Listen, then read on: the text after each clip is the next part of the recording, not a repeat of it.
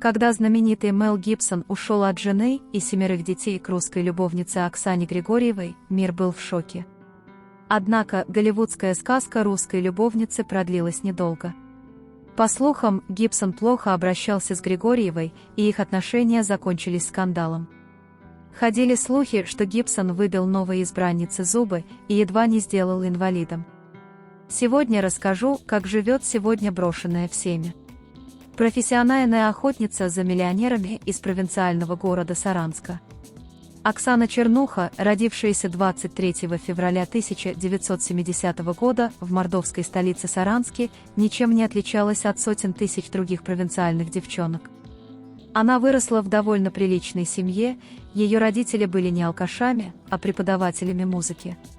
Однако дом Оксаны вплотную примыкал к баракам, где обитали самые маргинальные слои местного населения, поэтому с детства девочка видела самую неприглядную сторону жизни – бедность, пьянки, кражи и драки. Несмотря на контрастное соседство, Оксана росла обычным ребенком. Она училась в обычной школе, посещала музыкальную школу и мечтала стать певицей. С ранних лет Оксана мечтала любой ценой вырваться из нищеты. Правда, родители Людмила Григорьевна и Петр Григорьевич видели ее исключительно за фортепиано, и по их настоянию девочка прилежно занималась, в итоге окончила музыкальную школу и поступила в Казанскую консерваторию. Но в мечтах по-прежнему строила амбициозные планы. В семье подрастала еще одна дочь, Наташа. Бывшие соседи Оксаны Чернухи вспоминают, ее мать была буквально помешана на том, чтобы выдать дочерей за миллионеров. Поэтому девушки в сторону местных парней даже не смотрели, ни их уровень. Первый брак Оксаны оказался чересчур поспешным и неудачным. Оксана банально влюбилась во внука летчика Баранова, героя Советского Союза, за могилой которого много лет ухаживала ее мать. Девушка дождалась парня из армии и тут же пошла с ним в ЗАГС, а затем уехала на Украину, откуда был родом жених. 19-летняя красотка еще не знала, какое разочарование ее ждет. Мать Оксаны рассказывала журналистам: «Я с детства ухаживала за могилкой героя Советского Союза летчика Баранова. По иронии судьбы, моя дочь Оксана в 18 лет познакомилась с его внуком Игорем. Молодой, симпатичный. Оксана ждала его из армии.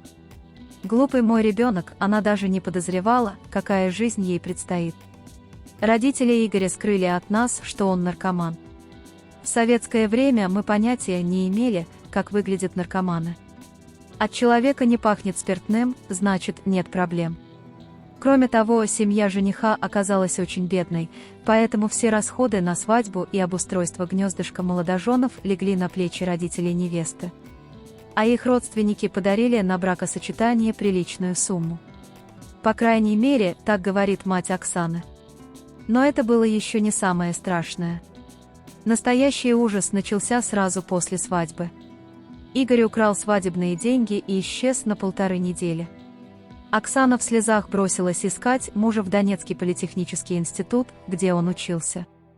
Пошла на лекции по его расписанию. Там ей и рассказали, что муж на занятия не ходит, а проводит время с некой наркоманкой. Откровенничала Людмила Григорьевна Чернуха. Девушка бросилась в общежитие вуза и действительно застала мужа в состоянии наркотического опьянения. Родители тут же забрали дочь домой. Развод оформляли дистанционно, с Игорем Барановым Оксана больше никогда не виделась, хоть и очень тяжело переживала свою личную драму. Соседи, впрочем, вспоминают эту историю в несколько других красках. Они говорят, что семья Игоря вовсе не была бедной, напротив, эта чернуха якобы позарилась на деньги будущего зятя. Мать настояла на свадьбе из-за того, что его родители, а особенно отец, были очень богатыми. Знаете, она еще тогда хотела за счет мужиков жить и иметь с них деньги, обмолвилась как-то в беседе с журналистами бывшая коллега матери Оксаны, преподавательница музыки Татьяна Галащицкая. Соседи, узнав о раннем браке Оксаны, очень удивились. Мать Оксаны ходила и хвасталась по музучилищу, какая дочка счастливая и какой у нее хороший муж. А спустя несколько месяцев, смотрю, наша Оксана снова по городу гуляет, красуется. Вспоминает знакомая семьи Чернух. А через 2 года Оксана вместе с родителями уехала из города. Квартиру они продали. Уже тогда, после неудачного брака, Оксана задумалась о том, чтобы уехать искать счастье за границу. Но сначала нужно было окончить консерваторию. Поэтому перебраться на Запад ей удалось лишь через 2 года. Выбор пал на Великобританию, куда охотница отбыла в 1990 году. Но жизнь там оказалась совсем не сахар. Оксане, которая училась в Королевском колледже музыки, приходилось подрабатывать, она давала частные уроки музыки, была официанткой и даже сиделкой. Такая ситуация девушку не устраивала, Оксана хотела жить на широкую ногу, ведь не для того она покинула отчий дом, чтобы считать копейки. Наконец россиянке повезло, в кафе, где она работала, познакомилась с официальным фотографом королевской семьи и двоюродным братом принца Чарльза, Патриком Ансоном, который предложил Оксане попробовать себя в модельном бизнесе. Был ли его интерес чисто профессиональным, история умалчивает, но именно он ввел девушку в модельный бизнес. Оксана стала неплохо зарабатывать, а главное, наконец получила доступ в мир богатых и знаменитых. Кстати, именно тогда эмигрантка решила сменить свою не самую благозвучную фамилию Чернуха на Григорьеву. Девушка тут же ухватилась за выпавший шанс и в 22 года выскочила замуж за художника Николаса Роуленда. Разница в возрасте почти в 20 лет ее совершенно не смущала. Благодаря замужеству Оксана получила британский вид на жительство, а через 2 года развелась с супругом. Расставание прошло спокойно, общих детей и имущества у пары не было, поэтому обошлось без скандалов. Тем временем Оксана, успев к 25 годам дважды выйти замуж и развестись, не теряла надежду найти свою судьбу где-нибудь на ковровой дорожке. Она прилежно посещала все светские мероприятия, высматривая наиболее достойную кандидатуру. И вот однажды удача ей улыбнулась. В 1995 году в поисках очередной подработки пианистка обратилась в гильдию переводчиков, и прославленный режиссер Никита Михалков, который как раз привез в Великобританию свою новую картину «Утомленные солнцем», предложил ей должность переводчицы на лондонском кинофестивале. Среди гостей звездного мероприятия был и красавец Тимоти Далтон, прославившийся ролью Джеймса Бонда. Актеру было уже почти 50, но он не смог устоять перед очарованием и улыбкой русской красавицы. А Оксана приложила все усилия, чтобы привязать звезду к себе. Была крайне мила и обворожительна, а вскоре еще и забеременела. Девушка была уверена, Далтон, будучи истинным джентльменом, обязательно женится на ней. Однако расчеты модели не оправдались. Несмотря на рождение в 1997 году долгожданного сына Александра, актер так и не решился пойти с его матерью под венец. Тем не менее, целых 8 лет они жили настоящей семьей, пока Далтон случайно не узнал, что любимая подруга нагло изменяет ему, да еще в его собственном доме. Выяснилось, что когда Тимоти уезжал на съемки, скучающая Оксана приглашала к себе в гости интимного друга, 40-летнего шведского миллионера Петера Бломквиста. Зачем швед понадобился расчетливой россиянке, непонятно. Он был женат, к тому же воспитывал 2 детей и разводиться явно не собирался. Далтон, узнав об измене жены, повел себя на удивление спокойно. Без всяких скандалов и судов собрал вещи и ушел. В дальнейшем экс-партнеры даже сумели наладить дружеские отношения ради сына, которого Далтон просто обожал, ведь других детей у него не было. Более того, когда у Оксаны начались проблемы в следующем браке, именно Тимоти первым оказал ей поддержку, а журналистам заявил, что давно простил бывшей спутнице все обиды. После расставания с Тимоти Оксана решила, что в Великобритании ей больше ловить нечего и некого. Возник новый план – переехать в США, чтобы со свежими силами заняться музыкальной карьерой, а если повезет, то и охмурить очередного состоятельного мужчину. Но в Америке перспективные женихи, как оказалось, тоже на дороге не валяются, так что пришлось взять инициативу в свои руки. В 2006 году Оксана попала на съемочную площадку фильма «Край темноты», где якобы случайно познакомилась не с кем-нибудь, а с Мелом Гибсоном. Предложила помочь написать музыку к картине. На самом деле, судачили сплетники, знакомство подстроил небезызвестный Петр Листерман, который специализировался именно на поиске спутниц модельной внешности для олигархов и прочих VIP-клиентов. Гибсон же в тот момент переживал очередной кризис в отношениях с супругой Робин Мур. Поэтому Оксана появилась как нельзя кстати. Между актером и россиянкой вспыхнул бурный роман, который они целых 3 года скрывали, все-таки у Гибсона было 7 детей. За это время Оксана помогла любовнику написать музыку к фильму «Возмездие», а вскоре забеременела. Артисту ничего не оставалось, кроме как признаться во всем супруге. Когда тайное стало явным, Гибсон перестал скрывать отношения с Григорьевой и начал появляться с ней в свете. Оба просто сияли и умиляли окружающих своей нежностью друг к другу. Оксана была на 7-м небе от счастья, вот-вот любимый мужчина разведется и сделает ее законной женой. Но что-то пошло не так. Развод с Мур был очень сложным и болезненным. Бывшая жена, которая потратила на Мэла 30 лет своей жизни, оказалась не промах и решила выдать изменщика по максимуму. Поэтому процесс расторжения брака затянулся, а Оксана так и осталась в зыбком положении неофициальной жены. Ситуацию не изменило даже рождение осенью 2009 года дочери Люсии. А вскоре между Григорьевой и Гибсоном начались скандалы, да еще какие. В 2010 году, как гром среди ясного неба, прогремело известие о том, что Оксана Григорьева подала на Мела Гибсона заявление в полицию. Женщина утверждала, что актер жестоко избивает ее. Многие тогда возмутились и обвинили россиянку в том, что она наговаривает на их кумира. Но Оксане удалось записать одну из ссор на диктофон.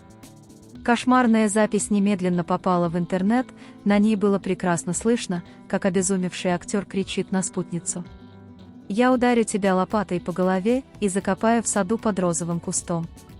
Орал лауреат 2 Оскаров. «Я сожгу этот дом, в котором ты живешь». Вскоре ситуация дошла до точки кипения. В ходе одного из припадков гнева Мел Гибсон набросился на Григорьеву и дважды ударил ее по голове, сломав ей 2 зуба.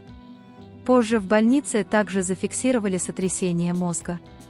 По словам одной из подруг Григорьевой, артист хоть и помог Оксане с выпуском ее первого сольного альбома, но при этом дико ревновал гражданскую жену и не позволял ей появляться одной на публике. Более того, он даже запрещал ей носить платье и любую облегающую одежду. Однажды Оксана позвонила подруге вся в слезах. «Мне страшно». Он приставил к моей голове дуло пистолета, угрожал. У Мэла очередной приступ. Женщина долго терпела, но в конце концов поняла, что жить с неуравновешенным актером и выносить постоянные побои больше не хочет. Она собрала детей, чемоданы и ушла, после чего подала на бывшего возлюбленного в суд, предъявив все доказательства рукоприкладства Гибсона.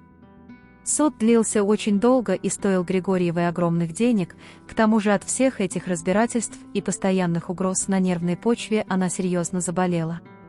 Врачи диагностировали у нее аденому гипофиза, лечение которой стоило немалых денег. Гибсона по решению суда приговорили к 3 годам тюремного заключения, правда, условно. Этот скандал сильно ударил и по его репутации, и по заработкам. Многие киностудии тогда отказались сотрудничать с артистом, к тому же суд обязал Мэла выплатить Оксане штраф в $60 000. Помимо этого, Гибсона заставили оплачивать дом, где Григорьева жила с ребенком, правда только до совершеннолетия Люсии. С дочерью актер общаться не мог, решением суда ему было строго запрещено даже приближаться к ней и к ее матери. К слову, развод Мэла Гибсона с Робин Мур состоялся лишь год спустя, в 2011 году, и обошелся актеру куда дороже, чем расставание с его русской любовью. Бывшей жене пришлось оставить половину всего состояния. Впрочем, любвеобильный актер недолго унывал. Сразу после расставания с Оксаной он закрутил интрижку с молодой актрисой, затем в его послужном списке было еще несколько скоропалительных романов.